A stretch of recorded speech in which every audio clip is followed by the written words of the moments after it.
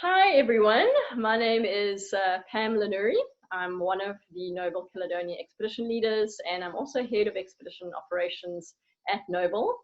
And while we're all busy staying safe and staying at home during this global lockdown, a couple of us decided to keep busy and stay out of trouble by entertaining you with a couple of interviews with some of our expert speakers and maybe some other people in the crew down the line. So this will be the first of hopefully a number of interviews that we hope to share with you. And today we're going to kick off with none other than John Love, who we have here from South Uist. So I'm calling from South Africa. John's over in the Outer Hebrides. And I want to tell you a little bit about John before I hand over. He's been birding for decades. He's one of the most highly regarded in the UK. We always feel lucky that we can call him part of the family. He's been working for Noble for 10 years or so now. Famously, he was part of the reintroduction of sea eagles at the Isle of Rum, which has introduced them to a wider area of the Hebrides. And also, more famously, he is the godfather of the Hebridean sky. So obviously, that would be your biggest accolade in life, being godfather of the Hebridean sky. But how are those sea eagles doing? John, give us an update on that project. Hi, nice to be in contact with you all and to see you, Pam. The sea eagles are doing very well. Excuse me. We reckoned last year we had about 120 pairs nesting now, or established, and most of them nesting.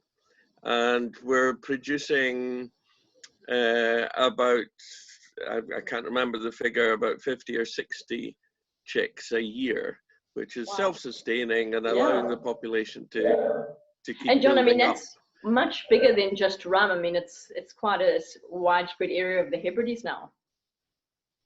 Yeah, the Rum was quite a good area to release it because initially as a springboard, because there were no, it was a national nature reserve, but there were no rabbits on Rum.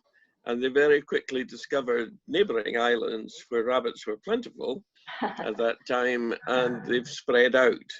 So in fact, probably the hot spots for nesting pairs now are Mull initially, Skye, and the Outer Hebrides.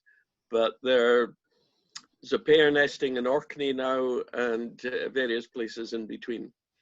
So does this mean people with little chihuahuas and those teacup Yorkies and stuff need to keep an eye out? Well, they're not such active hunters as golden eagles, for instance, which are slightly smaller. But they always take an interest. Excuse me. And I had a collie dog on Rum, and anytime I saw one, often they would fly in just out of curiosity to see what the dog was up to. And I always said to people, you know, they were renowned in Anglo-Saxon poetry for feeding on the corpses, human corpses after a battle. They're very much vulturine. Okay. Yeah. More so than the golden eagle. So I always said to people, well, if you're coming out with me to look for sea eagles, don't wear anything red, just in case they're tempted down. And you told the dogs that as well, obviously. Yeah, red dogs are maybe a more danger, but no, they're not a problem to domestic stock or anything like that. There are always complaints about lambs, but shepherds often complain about everything, but mostly they take dead lambs if they take any at all. Okay, yeah. Now, I forgot to mention, and amongst all your accolades, you've also authored quite a number of novels, and I happen to own 2 of them right here in my very own personal collection, signed. Thank you very much, John.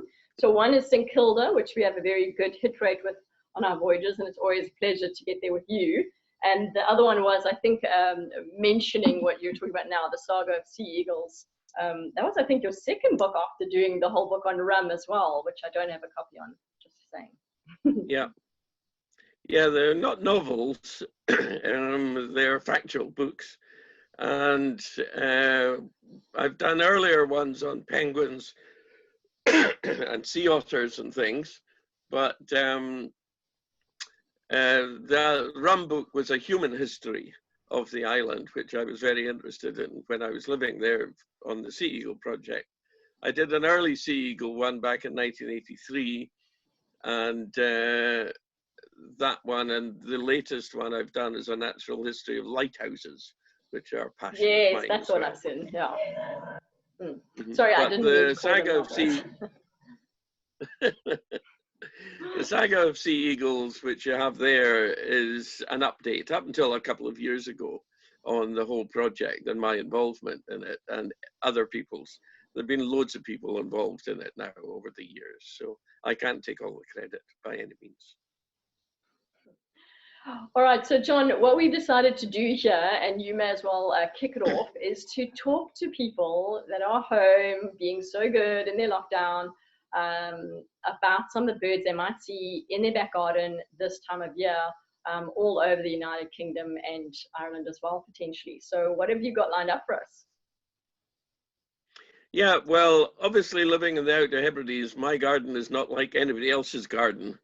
I get things like wrens and meadow pipits and corncrakes and all sorts of things fly over. Half an hour ago, I had a male hen harrier fly past the garden, and I'm watching in the little lochen in front of the cottage. I'm watching a pair of shoveler, widgeon, and various other ducks, geese and grey-lag geese, and mute swans.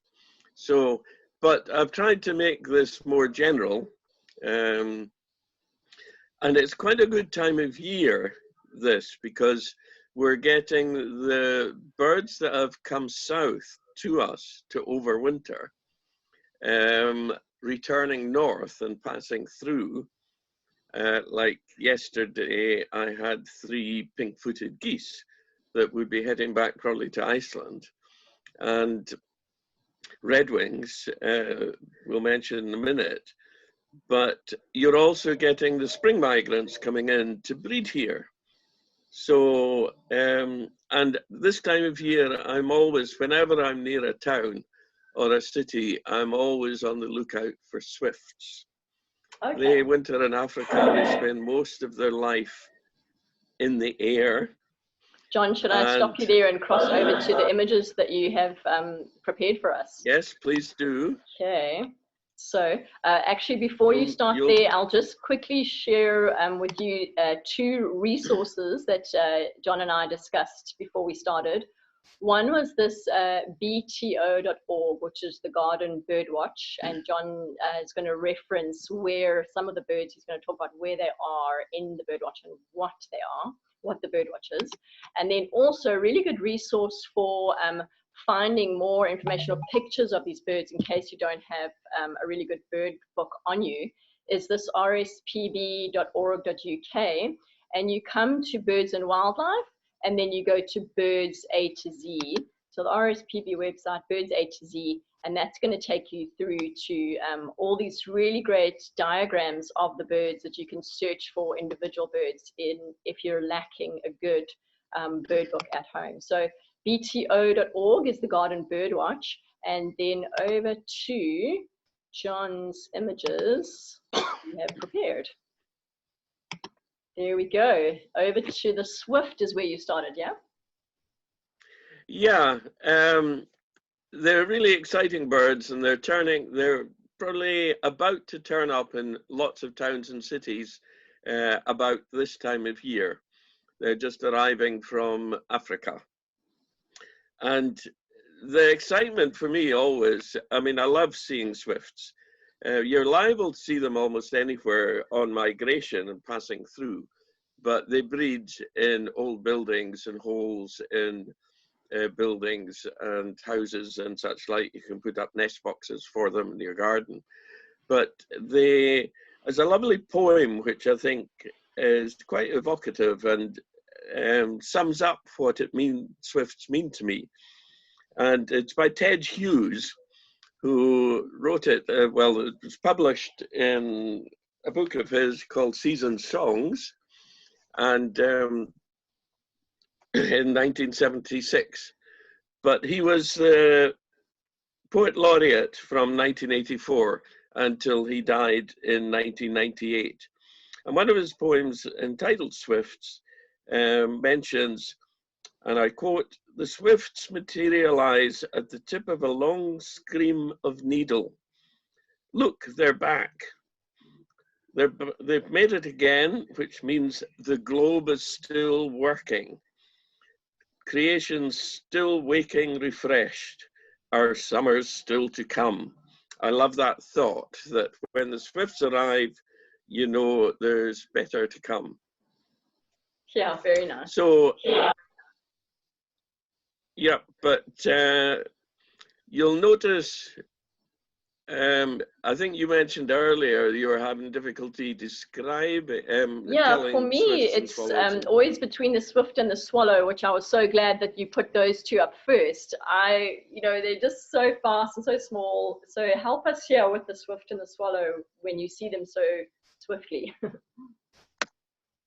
Yeah, well, swift, if you go back to the previous one briefly, you'll see they've got very long crescent-shaped wings, very stiff wings when they're flying, and a tail, a needle, sort of a forked tail, quite a small, they're all dark, they're all black, and they often make a lot of noise. They scream, as Ted Hughes describes, sort of screaming through the streets.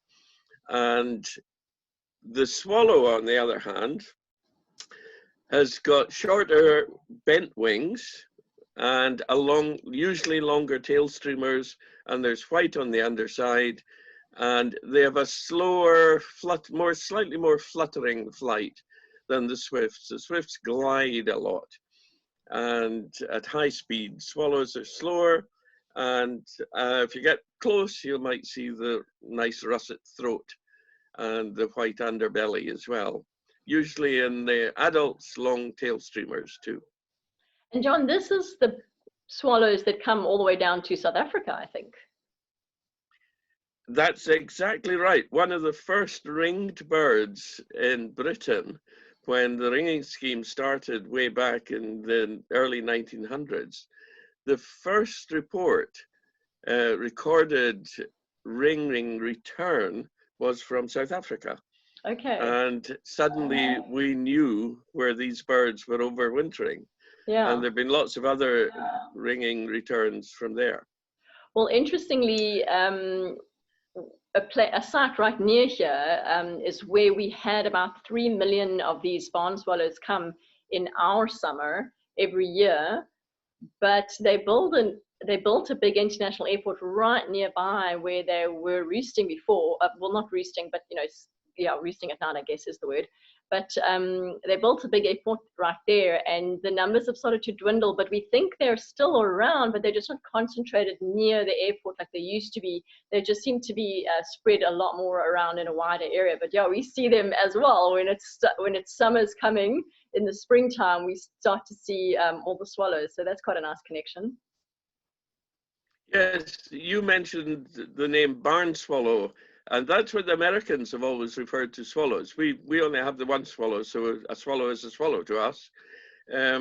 But recently, ornithologists worldwide have tried to standardize bird names in English. I always feel that that's what the Latin names are for, that we can identify what bird we're meaning, and that we're going to lose a lot of nice British regional names of birds and the like. But yeah, it's often referred to as a barn swallow.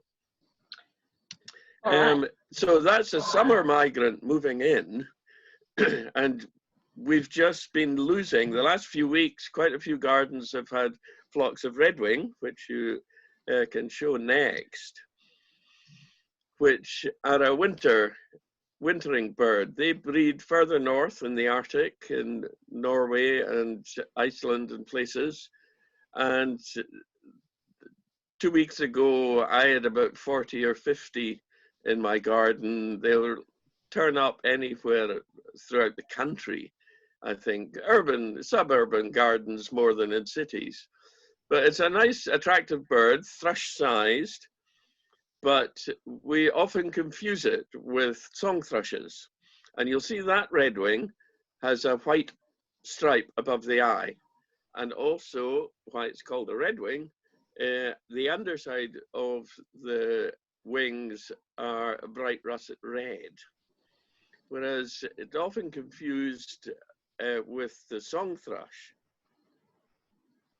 which, oh, that's another redwing, again showing a very conspicuous eye stripe.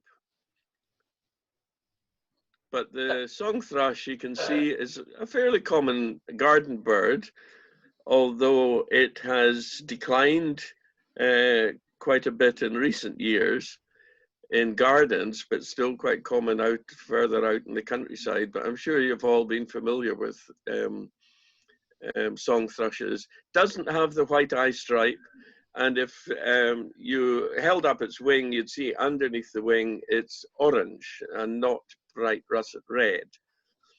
It's a rather interesting bird, and the Garden Birdwatch has revealed it was the 15th, when the Garden Birdwatch started with the BTO 25 years ago. The song thrush was about the, 15th most common birds in British gardens, but it's now dropped to about the 22nd.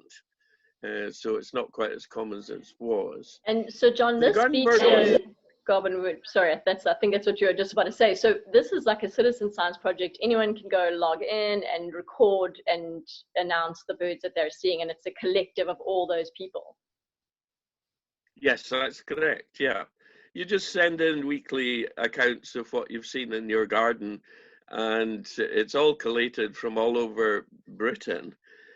The distribution of people participating in the scheme is very much southern based, and when you get up into Scotland and the Highlands and Islands in particular, there are very few. So it's slightly biased towards more southern English, southern Scotland gardens than nationally, but it's a very good indicator and shows the data is analyzed by scientists who can tell, you know, if a bird is decreasing or increasing, and ponder on what it is that has changed to cause that. Okay, yeah. The song thrush is quite interesting too, and you might see it in your garden. I think the next slide shows they feed on snails in gardens, and they like to use an anvil or a stone, a favorite stone that they come along with a snail and start bashing it on the stone. In this case, it was a concrete path, just to break open the shell so that they can get access to the fleshy inside of snails. So it's a good bird to have around in your garden if you're bothered with slugs and snails and the like. So that's a photograph of the song thrush using its anvil. And I mentioned it had dropped from the 15th place on the list of most common birds found in British gardens to 22nd. Another species that's declined that you might see, I don't have a photo of it, is the greenfinch, which is just like a chaffinch, but it's mostly green, as its name implies. And that's declined quite a bit, from 8th most common to the 15th on the chart. And that's mainly due to a disease that they're suffering from at the moment. So that's an interesting case in point. But then there are ups as well as downs. And one of the finches that has increased in gardens is the goldfinch. And you might be able to see them in your garden nowadays. Next slide.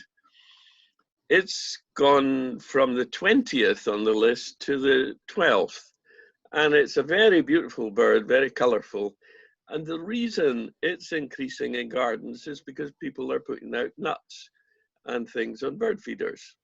And they've really benefited and increased. I've even got them here passing through the garden, feeding on seeds, on nettles and such like. And John, if people were So, to put stuff out for these birds, do you have any sort of suggestions of particularly, I know sometimes people put the wrong things out that they shouldn't be eating, or do you have any advice on that? Yes, the RSPB website will give a lot of advice. Obviously, living in this windy place as I do, I don't have a bird table because everything gets blown off. Yeah. And the birds don't get anything really. But nuts, feeders, the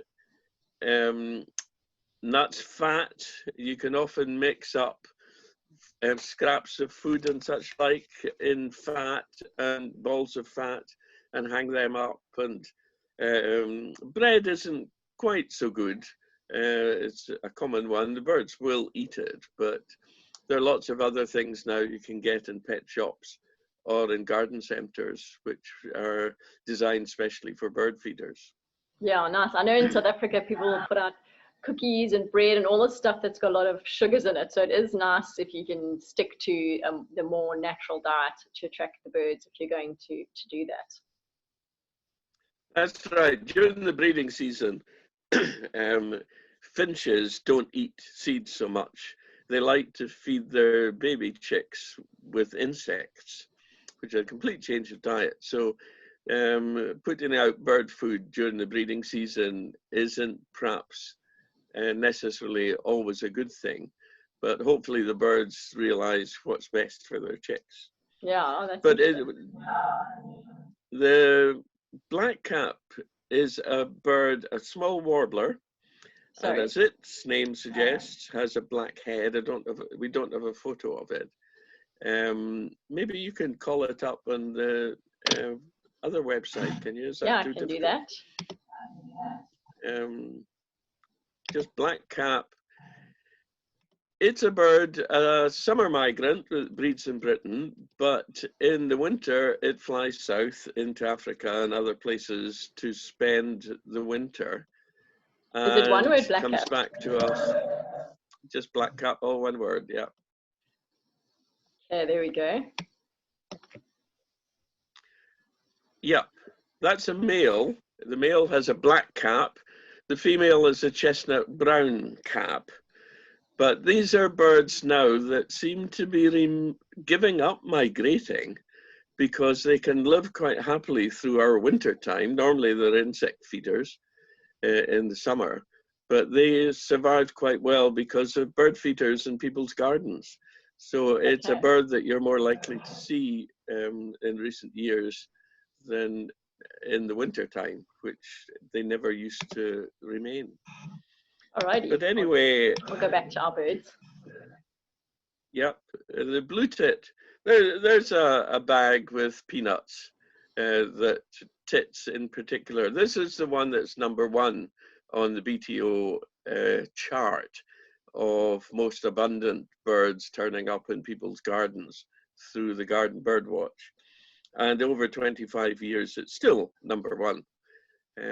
But you might see other tits as well. The next one is a great tit, which is larger and got that black and white head, conspicuous black and white head, and a black line running down its chest.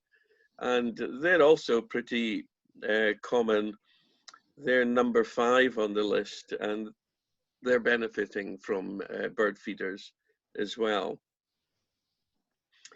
Going on to other conspicuously easy birds to identify, the blackbird is one most people will be familiar with. This is for any birder. This I is think a I male. can handle this one. Yes, this is a male, black plumage and a conspicuous yellow beak. Females are brown, sitting in the nest incubating eggs. It pays for her to be a bit more camouflaged. So they're number 3 on the list, and they've dropped 1 place in the 25 years since the thing was, the scheme has been running. Robin is another one most people are familiar with, resident here throughout the year. But again, I don't have a photo of that, but everybody will be fairly familiar with it. This is one that will occur in your garden, but people often overlook. It's very secretive, quiet, insignificant little bird called a dunnock. And it's been discovered, people studying them in recent years, that female dunnocks are very promiscuous, and they seem to mate with a male and then quite happily entertain any other male that wants to drop by. And there are all sorts of interesting biological things coming out of the breeding biology of dunnocks. Well, that sounds very scandalous. But John, this is your classic LBJ, hey? Well, yes, they have a greyish head and nicely, very attractive plumage, and longer legs, and they often just hop around on the ground underneath bushes and the like. They might well come to bird feeders and bird tables, but they are quite shy. An alternative name for them is hedge sparrow. That's what most people would have referred to them as until recent decades. Not to be confused with the one that everybody's familiar with, which is the house sparrow. And that's a male. People often don't realize that males and females are quite so different. There's a related species which has whiter cheeks, and it doesn't have that grey cap on the top, called a tree sparrow. But that's quite rare. You'd get it out in the countryside, you wouldn't tend to get it around gardens. So this is a male house sparrow, and the female, it looks a bit like our dunnock or hedge sparrow, which you'll see in the next slide.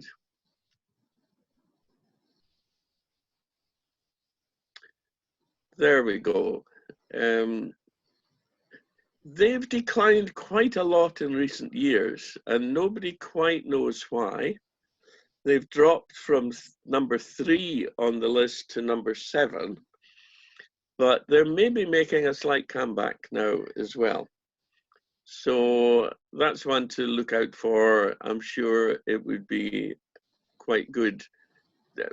People tend to think they're probably the commonest bird in Britain, but there's another British Trust for Ornithology survey called a Common Bird Census, which is slightly different methods and tends to be in the wider countryside as well.